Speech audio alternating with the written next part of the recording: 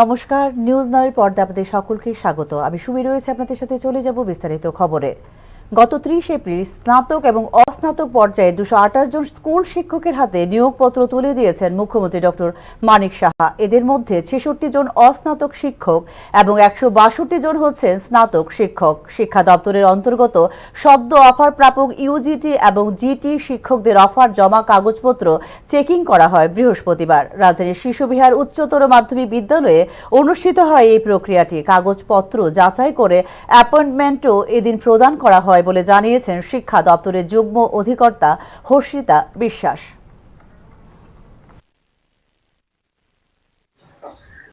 আমাদের elementary education ডিপার্টমেন্টের তরফ থেকে গত 30 এপ্রিল আমাদের মাননীয় মুখ্যমন্ত্রীর হাত ধরে অফার অফ অ্যাপয়েন্টমেন্ট দেওয়া হয়েছিল 228 জন ইউজিটি এবং জিটি ক্যান্ডিডেটস। তো ওনাদের আজকে সকলেরই অফার অ্যাকসেপ্টেন্সের আর যেই প্রক্রিয়াটা থাকছে সেটা আজকে শিশুবিহার এইচএস স্কুলে আমরা করছি হল করে। 228 জন ক্যান্ডিডেট সবাই ওনাদের কাগজপত্র নিয়ে আজকে আমাদের কাছে জমা দেবে। তারপর সেইগুলো আমরা স্ক্রুটিনি করে ওদেরকে মানে অ্যাপয়েন্টমেন্ট দিয়ে দেওয়া হবে। জিটি ইউজিটি আজকেই পুরোটা কমপ্লিট হয়। আমাদের ভাগ করে দেওয়া হয়েছে এই হলে।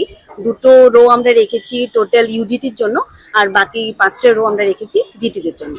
সবারই বসার এখানে যেহেতু একটু গরমকাল, সবাইকে আমরা হলের ভিতরে বসার জন্য অ্যারেঞ্জমেন্ট করে দিয়েছি এবং totally under the supervision of principal sir এবং ওএসডি আমাদের যারা রয়েছেন এলিমেন্টারি ডিপার্টমেন্টের তরফ থেকে ওনারা সুপারভিশন।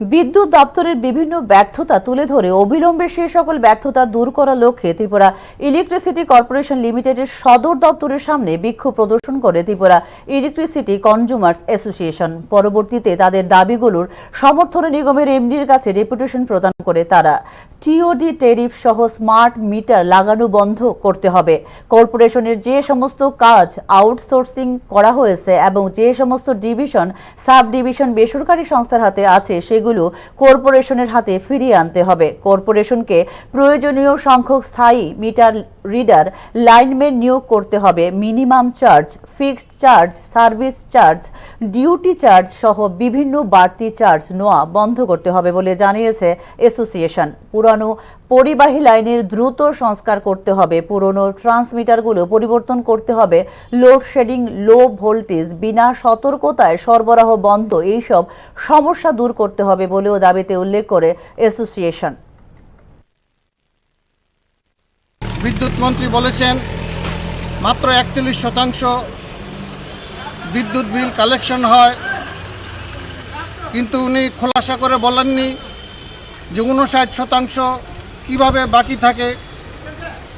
কিন্তু আমরা জানি সরকারি দপ্তরগুলি মূলত বড় বড় ডিফল্টার এবং লাইনম্যান না থাকাতে যেমন নিয়মিত পরিষেবাগুলি বিঘ্নিত হচ্ছে, তেমনি মিটার রিডার না থাকাতে এগুলি সব আউটসোর্সিংয়ের মাধ্যমে করা হচ্ছে, ফলে ঠিকমতো বিল হচ্ছে না, তাই বিদ্যুতের বিল কালেকশন হচ্ছে না।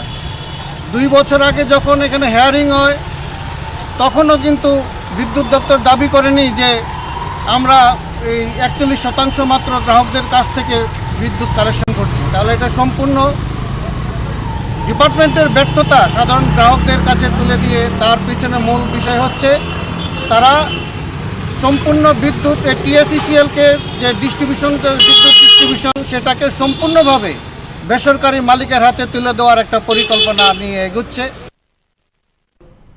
হাত লাগতেই ভেঙে পড়ছে নতুন দেওয়াল। স্কুলে নতুন ঘর নির্মাণে চরম দুর্নীতির অভিযোগ নিয়ে এবার সরব হলো বাম গণতান্ত্রিক যুব সংগঠন ডিওয়াইএফআই। ঘটনা কমলাসাগরের দেবীপুর উচ্চ মাধ্যমিক বিদ্যালয়ের নির্মীয়মান ভবন যে কোনো মুহূর্তে ভেঙে পড়তে পারে তাসের ঘরের মতো। শুধুমাত্র বালু দিয়ে নির্মাণ করা হচ্ছে ভবনের দেওয়াল বলে সরজমিনে পর্যবেক্ষণের পর অভিযোগ করল ডিওয়াইএফআই।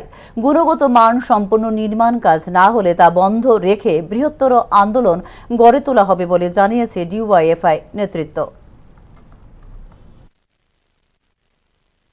আমরা ডিএফ বিগত কয়েক বছর ধরে যে অভিযোগ আমরা তুলছি যে রাজ্যটা দুর্নীতিতে এই প্রশাসনটা জর্জরিত, তা আজকে দিনের আলোর মতো স্পষ্ট। গত 5 তারিখ আমরা ডিএম অফিসে অভিযান করেছিলাম এবং 3 দফা দাবির মধ্যে একটি মুখ্য দাবি ছিল দুর্নীতি। এটা আপনারা দেখছেন, আপনারা এখানে বালু দিয়ে ইট বসিয়ে চলে যাচ্ছে, এখানে সিমেন্টের কোনো গন্ধও নেই। এই ধরনের দুর্নীতি যারা করছে তারা ভারত মাতা কি জয় স্লোগান দিয়ে রাষ্ট্রবাদীর কথা বলে রাষ্ট্রীয় সম্পদ ভেগারভাবে লুট করছে এবং কতিপয় লোককে এই ধরনের দুর্নীতিকে প্রশ্রয় দিয়ে যাচ্ছে, যেখানে প্রশাসন নির্বিকার। আমরা স্কুলের সকালবেলার হেডমিস্ট্রেসের সাথে কথা বলছি, উনি বলেছেন ঊর্ধ্বতন কর্তৃপক্ষের সাথে কথা বলবেন, এখানে ভয়ে কেউ কথা বলছে না।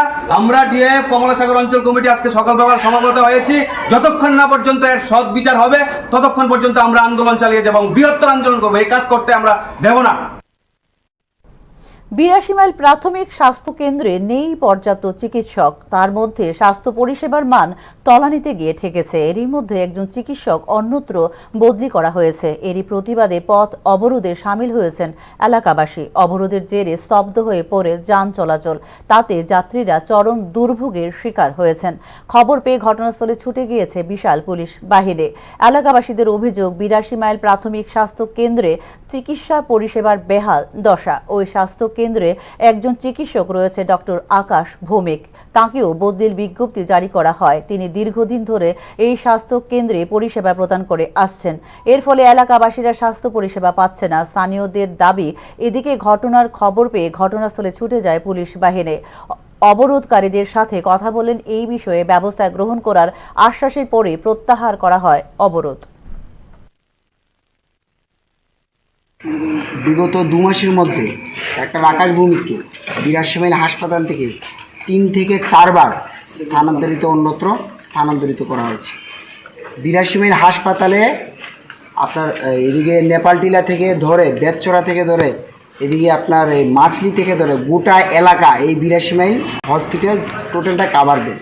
এই হসপিটালে যেই রুগী, সেই রুগীর সংখ্যা অনুযায়ী যে ডাক্তারের যে প্রয়োজনীয়তা তাতে অনেক স্বল্পতা রয়েছে। মাত্র 3 জন ডাক্তার ডে নাইট 24 ঘন্টার জন্য।